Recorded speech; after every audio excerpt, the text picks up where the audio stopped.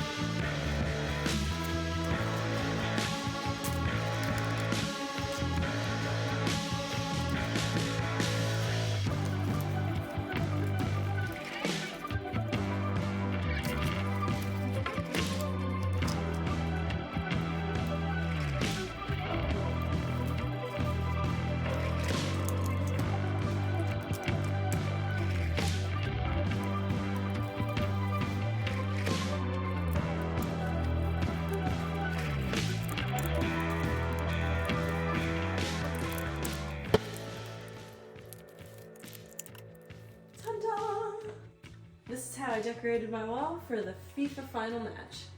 So, a little bit of background. I did red and white on the top row here for the paper chains for Canada.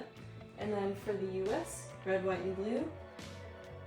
And then the bottom part, I did red, white, and green, a little bit of brown because, you know, Mexico has that cool little eagle in the middle of the flag.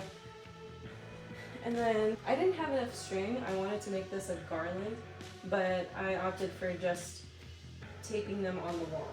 So I did France, Brazil, Norway, Belgium, England, Morocco, USA, and then Japan. And then the top two jerseys are Spain and Argentina because that's who's playing in the final. I also did little garland banners of Spain's country, and then I did blue and white. Well, hope you guys enjoyed this video. Like, comment, and subscribe if you found this tutorial to be entertaining or helpful. If you guys want to learn how to make my origami soccer ball, I'll have a link in the description down below. Same thing for the jerseys.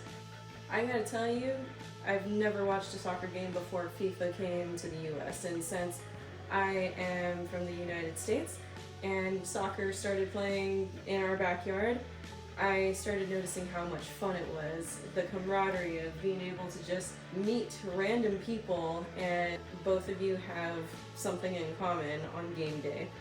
I've been to so many different watch parties and I gotta say they have been the funnest time that I've had in a while. It's gotten to the point where I'm starting to think about watching soccer games regularly even after FIFA has passed. Like maybe FC Dallas, LA Galaxy, something like that. But yeah, I've had a blast during this month long of FIFA and I look forward to the next FIFA games. Alright, thank you very much and I'll see you guys in the next video. Bye!